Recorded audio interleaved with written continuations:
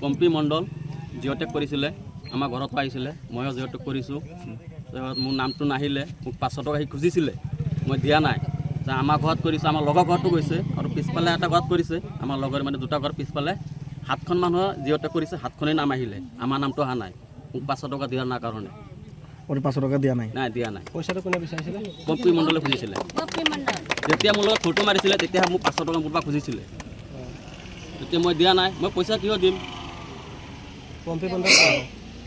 পম্পী মণ্ডল এইটো মানে জিঅ'টেক কৰিছিলে, দীপিকা। এইটো কোনটো পঞ্চায়ত তোমালোকৰ? লাউকা পঞ্চায়ত। কিমান নং ৱাৰ্ড? 9 number ward. তোমাৰ নাম? মোৰ নাম ৰাকেশ বিশ্বাস। টকা নিদিয়াৰ কাৰণে কামটো কৰিলে? টকা দিয়া নাই কাৰণে কামটো নকৰিলে। কিমান টকা খুজিছিলে? 500 টকা খুজিছিলে। কোনে খুজিছিলে? পম্পী। কি কামৰ কাৰণে খুজিছিল? এই জিঅ'টেক কৰিব, তুমি ইমান টকা ঘৰ পাবা, 500 টকা এটা দিয়া আমাক মিঠাই খাবলৈ। তাৰপিছত দিয়া নাছিলোঁ। তুমি পইচা দিয়া নাছিলা? পইচা দিয়া নাছিলোঁ। পইচা নিদিয়াৰ কাৰণে কামটো নকৰিলে? কামটো কৰা নাই। আমাৰ লগৰ ঘৰতো কৰিছিলে দুজন মানুহে, সিহঁৰো নাম অহা নাই। আকৌ আমাৰ লগৰ মানে 2 নম্বৰ ঘৰত কৰিছে, সিহঁতে 7খন মানুহে কৰিছে, 7খনে জিঅ'টেক আহিলে, নাম আহিলে, আমাৰ নামেই অহা নাই। কিমান সংখ্যক পৰিয়াল বাদ পৰিছে?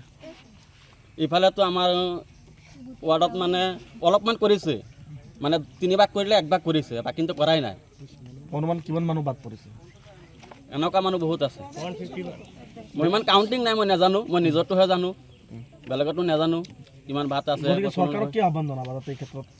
চৰকাৰক কি মানে পম্পী মণ্ডলক কিবা এটা মানে শাস্তি তাক দিব লাগে। এনেকুৱা কিয় কৰিছে? আমি দুখীয়া মানুহ, আমাৰতো নাম অহা নাই। এনেকুৱা মানুহৰ নাম আহিছে, সিহঁতৰ ঘৰ মানুহৰ জেগাই নাই। আপুনি লিষ্টটো চালে গম পাব। নিজ লাউকা গাঁও পঞ্চায়ত। ৱাৰ্ডটো কিমান নম্বৰ? ৱাৰ্ডটো 9 নম্বৰ। কি হৈছে ঘটনাটো?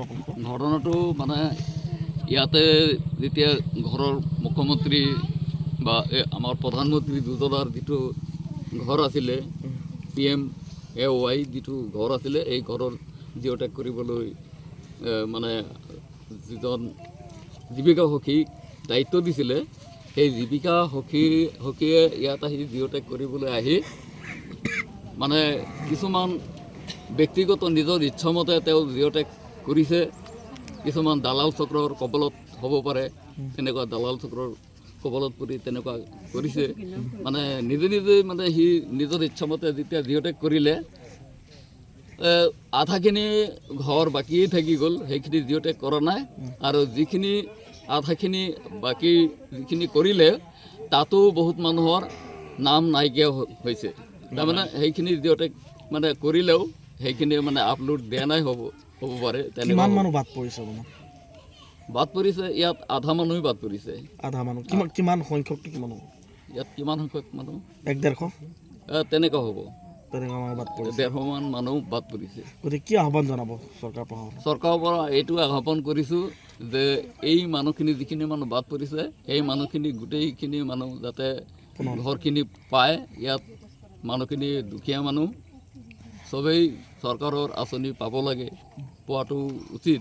গতিকে সেইখিনি মানুহক আমি মুখ্যমন্ত্ৰী তথা আমাৰ প্ৰধানমন্ত্ৰী মহোদয়ক আবেদন জনাইছোঁ যাতে এইখিনি মানুহ যাতে বাদ নপৰে। জীৱিকা সখীৰ বিৰুদ্ধে শাস্তিমূলক ব্যৱস্থা ল'ব লাগে। তেওঁ এইখিনি কাম কাৰ নেতৃত্বত কৰিলে, আৰু যিজন ব্যক্তিৰ নেতৃত্বত কামটো কৰিলে, সেইজন মানুহ আচলতে তেওঁ আছিলে এজন আগৰ প্ৰথমতে কংগ্ৰেছ কৰিছিলে। এই কংগ্ৰেছ কৰাৰ সময়তে তেওঁ মানে বহুত মানুহক মানে মানুহৰ ঘৰ ভাঙিছিল, দোকান ভাঙিছিল। যিগৰাকী জীৱিকা সখীৰ বাইদেউ আছিলে তেখেতৰ নাম কি আৰু তেখেতে কিহৰ কাৰণে নকৰিলে? জীৱিকা সখীৰ নাম পম্পী মণ্ডল। তেখেত আপোনালোকৰ দায়িত্বত আছিলে? হয়, তেখেত আমাৰ দায়িত্বত আছিলে। আপোনালোকৰ গাঁওখনৰ নাম কি? দক্ষিণ বেলুগুৰি। কি কাৰণত নকৰিলে, কি কৈছিলে? কাৰণটো মানে তাৰ সময় নাই, তেওঁ আজি আহিব কালি আহিব তেনেকৈ মানুহ গোট খাই তাক মাতিছে। সি কৈছে মই আজি নাহোঁ, কালি আহিম, অমুকত আছোঁ তমুকত আছোঁ, এইবিলাক। যিকোনো খবৰৰ বাবে যোগাযোগ কৰক 7099017330 লগতে 7099017110 নম্বৰত।